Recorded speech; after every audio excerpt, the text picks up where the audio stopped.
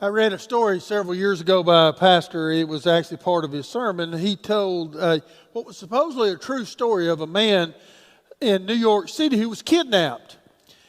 His kidnappers called his wife and asked for a $100,000 ransom. She talked them down to $30,000.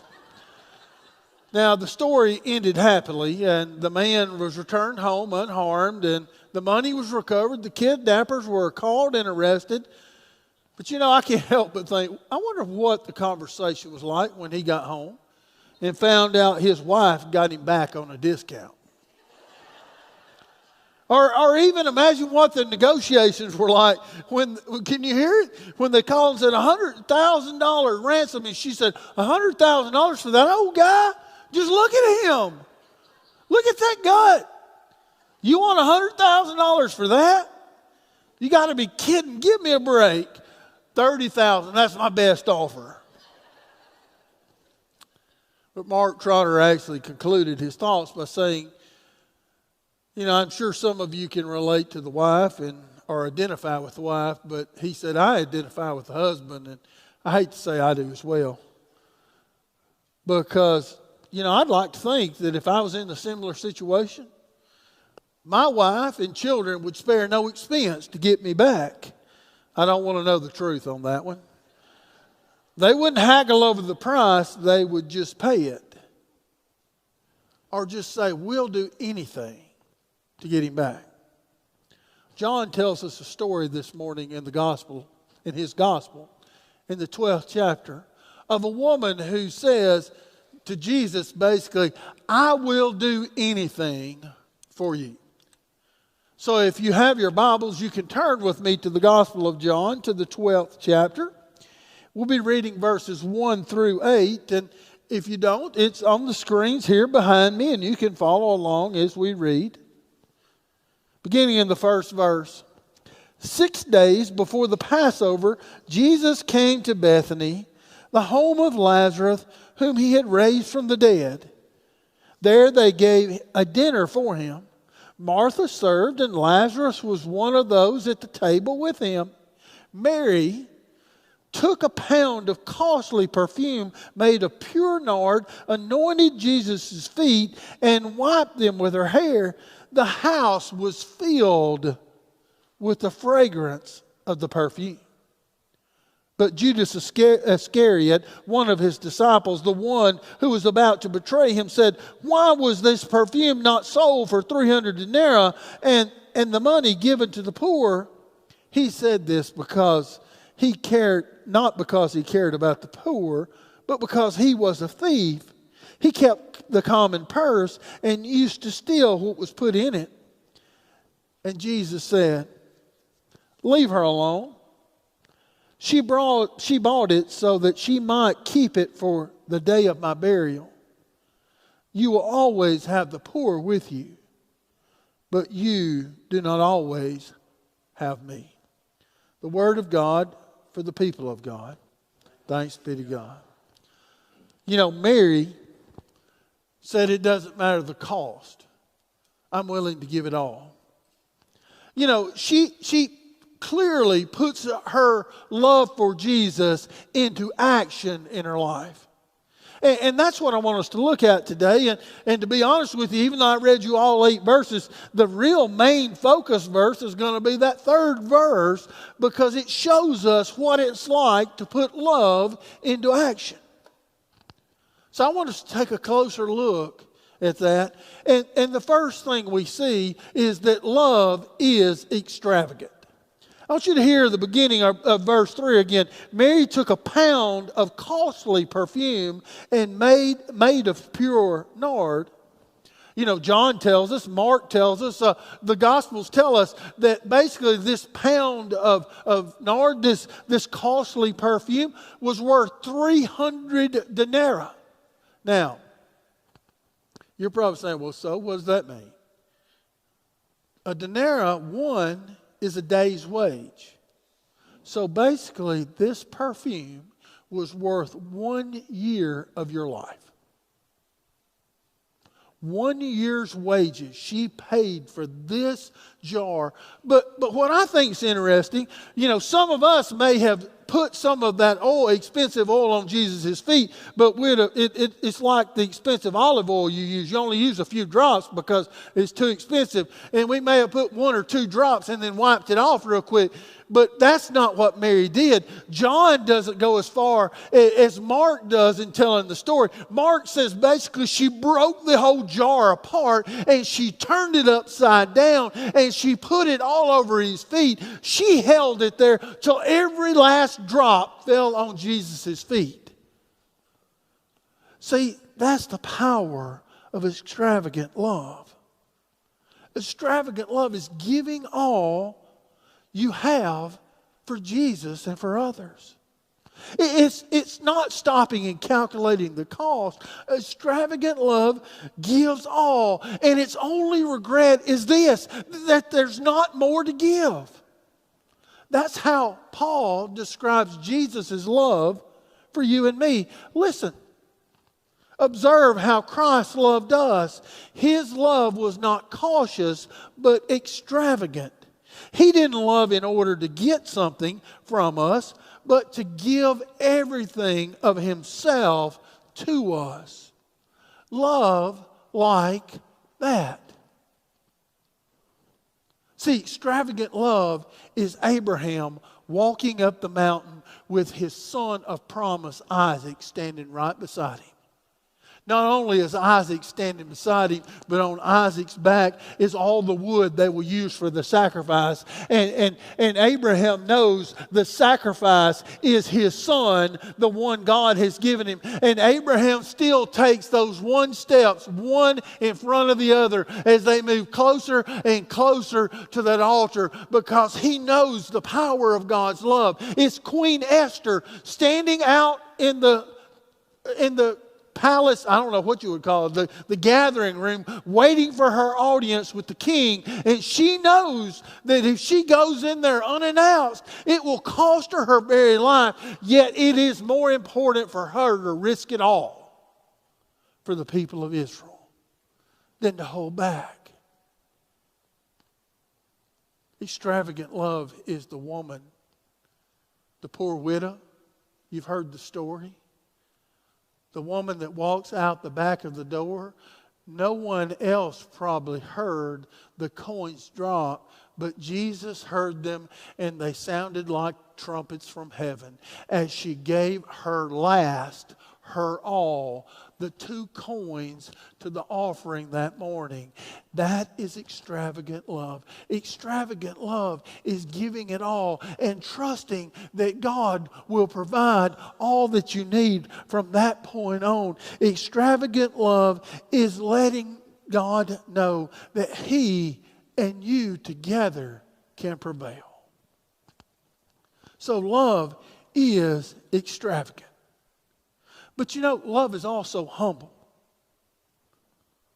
If you look in that verse, you begin to see that. But, the humility of love is, I think, summed up in John's letter in the 4th chapter when he said, we love because He first loved us.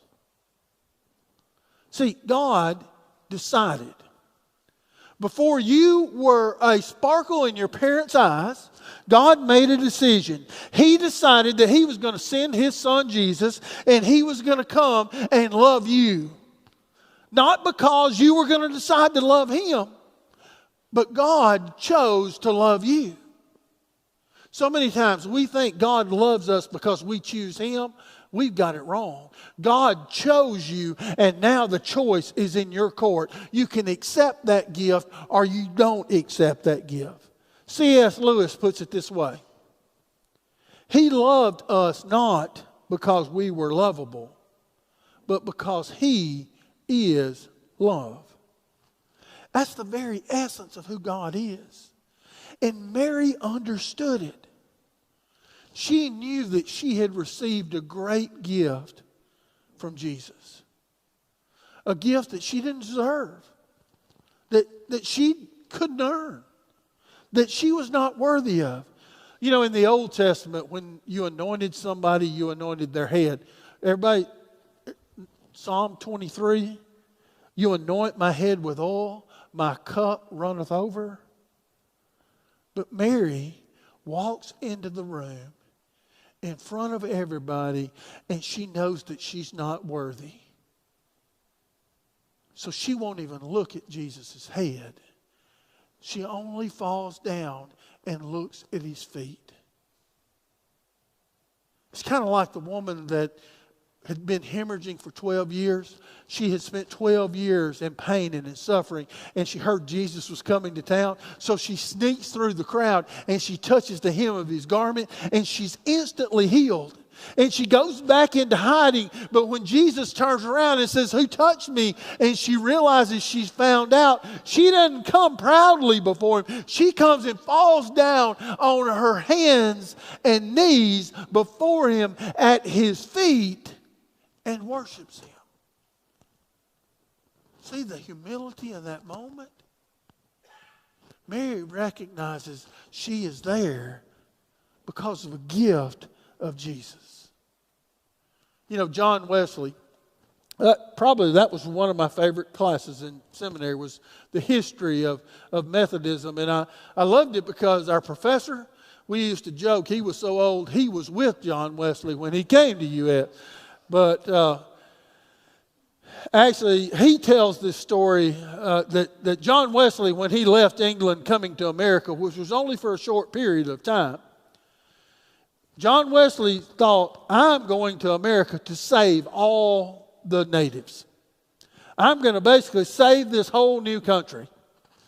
Well, John Wesley came to America, and guess what? Not only did he not save the natives, if he hadn't have snuck out of town at night, he may not have saved himself to get on the ship to go back to England. Everything he attempted, everything he tried was a failure.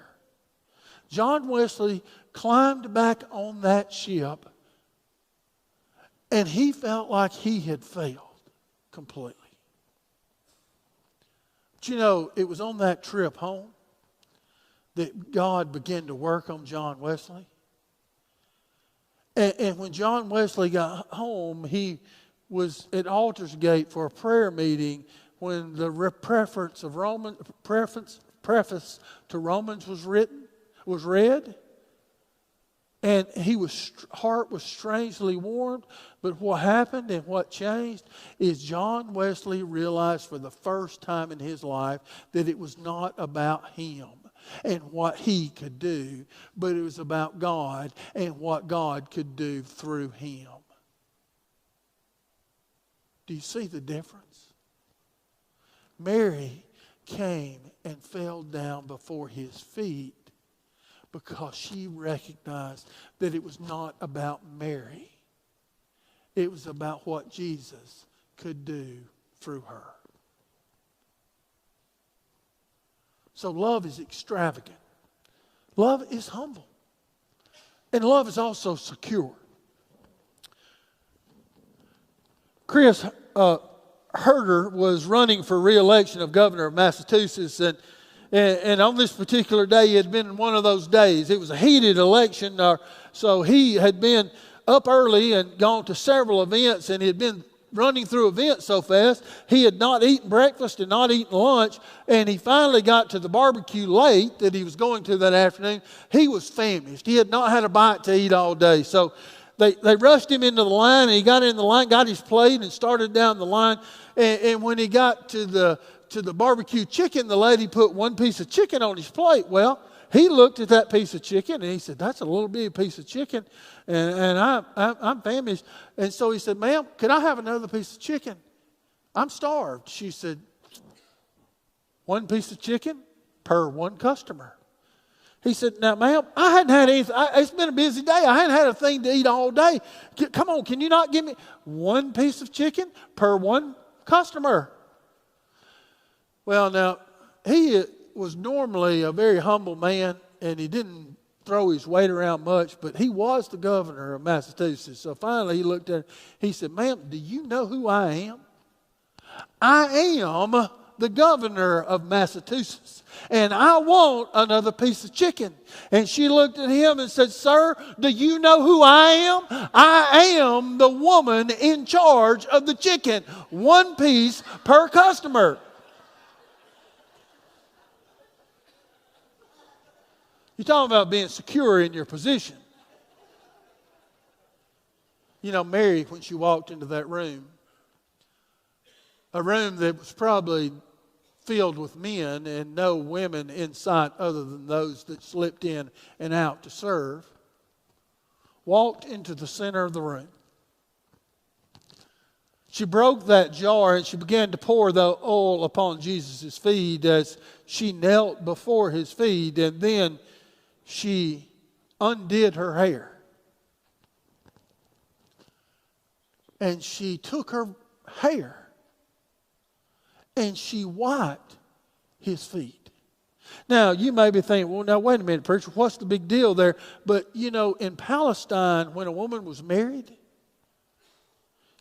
her hair was bound, and it was never unbound again in public. The only person that ever saw her with her hair down was her husband. And if you were a self-respecting Palestinian woman and you were caught in public with your hair down, oh, you were an immoral, you're a woman of the evening. Mary walked into that place and she let her hair down and she began to wipe the feet of Jesus. But you know, it really didn't just stop there. How did Judas react? Now, I know John passes it off. Well, Judas is just an old crook. I mean, no wonder he acted that way. He was going to steal the money. But go read the other Gospels.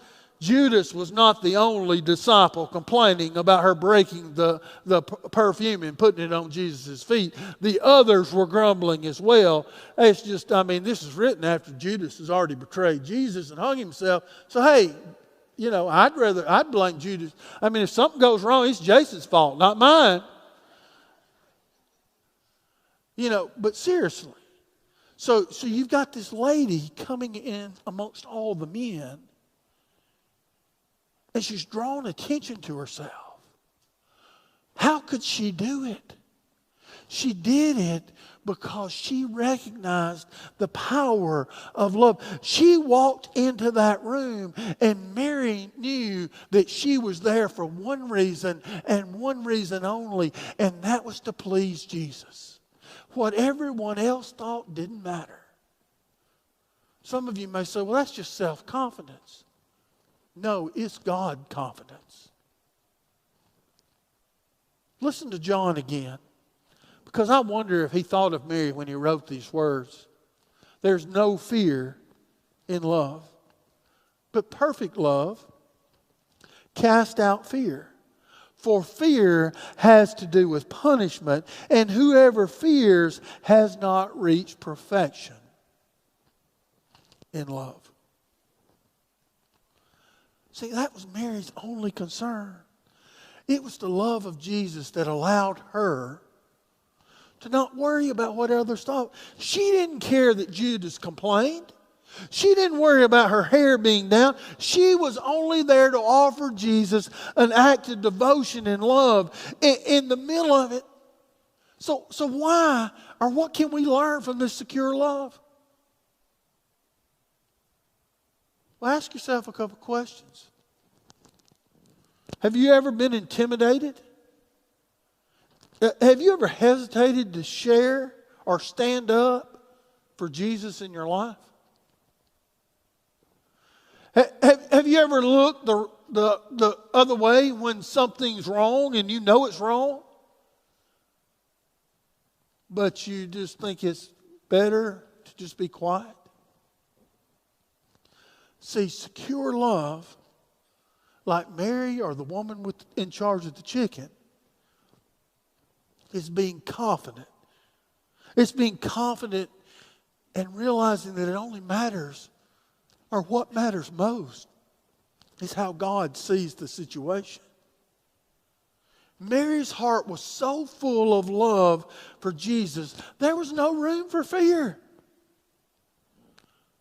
I wonder what it would happen if we did the same. If our hearts were so full of love for Jesus that the fear just left. Love is extravagant. It is humble. It is secure. And you know what? Love lasts forever. You know, I love the end of that third verse when John says the house was filled with the fragrance of perfume.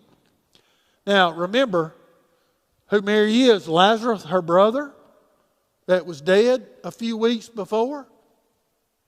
Actually, when Jesus came and brought him back from the dead, Jesus basically had to leave town because they were fixing to kill him. And that's why Jesus has been gone, and he's back now. So you could actually say that before this act, Mary's house was filled with the stench of death. But now, because of the act of love that she has just performed, it now is filled with the fragrance of perfume. Can you imagine how that house must have smelt, not only in that moment, but for the days to come? I bet you walked in 2 weeks later and you could still catch a hint of that perfume. I bet Jesus actually smelled it, and maybe even before he took his last breath as he hung on the cross just a few days later. I imagine every time the disciples smelled that smell, they thought of that moment. They thought of what Mary had done. See, it's a challenge to us to seize the moment that God has placed in our life. Because these moments come quickly and they pass just as quickly. So don't miss it. Because if you do, then the fragrance of that moment will be passed up. But if you do act, that fragrance will last forever. It was a cold March day when Diana Blessing was taken to the hospital.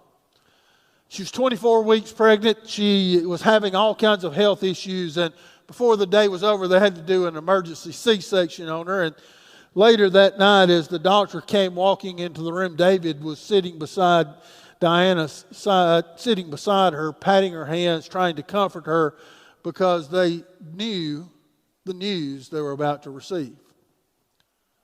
The doctor tried to make it as pleasant as possible, but little Dana Lou, who was a whopping 12 inches long and 1 pound, 9 ounces, the doctor didn't think she would make it through the night. As a matter of fact, he said probably it's about a 10% chance that she will make it. And he said, you know, if she does make it through tonight, I want you to know that if she makes it through tonight, that there's probably a chance that she will never lead a normal life. She will never walk or talk, and she'll probably be blind, and she'll be prone to all kinds of illnesses and just on he went. And Diana could not stand it as she heard it. All she could get out was no. No, because see, she and David had planned and had waited for this moment for 5 years. The moment that they would have a little girl that would make their family complete, that would go along with their 5-year-old son. And they dreamed of the 4 of them living happily ever after. And with each word from the doctor, that slipped away. You know, those first few days passed in awful agony. But every day and every night, little Dana Lou just hung in there. But you know, to make it worse, Mom and Dad could not touch or hold their daughter. See, her nervous system had not had time to be covered up with her skin. And basically, her nervous system was on the outer edge of her skin. So just the slightest touch or a kiss on the cheek caused tremendous pain for her. So the only time they could be with their daughter was when she was in the incubator, surrounded by tubes and nurses, and they would just sit and look and gaze at this little baby and pray every day that something would change. You know, there was never really a moment where instantaneously, Dana Lou turned the corner. But it seemed that every day they would gain a step or a half step or a quarter of a step. You know, maybe it was an ounce of weight here, or maybe it was an ounce of strength there. But before long, it had been 2 months, and little Dana Lou was able to come out of the incubator, and Mom and Dad were able to hold her for the first time. 2 months later, they walked out of the hospital with their sweet little baby girl. But the story didn't end there. See, 5 years later, little Dana Lou was typical, petite, full of energy little girl, running around everywhere, making all kinds of racket. And as always, as they sat at the ballpark for her older brother's baseball practice on that hot summer afternoon, she bounced around and finally bounced up in her mother's lap and was just chattering, and she went silent and lay her head on her mother's chest. For a few minutes, she didn't say a word, and then she said, "Mom, do you smell it?" She said, "Dana, what do you mean?" She said, "Mom, do you smell it?" She said, "Yeah, I smell it. You know how an oncoming thunderstorm or smells? You can smell rain before you feel it." She said, "We're about to get wet, aren't we, sweetie?" She said, "No, Mom, do you smell it?"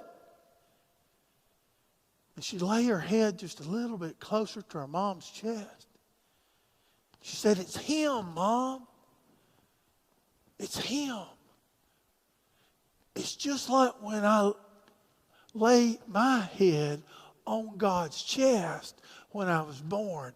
It smells just like him." See, it's the power of those moments. Those moments where God comes and we act in love that last forever.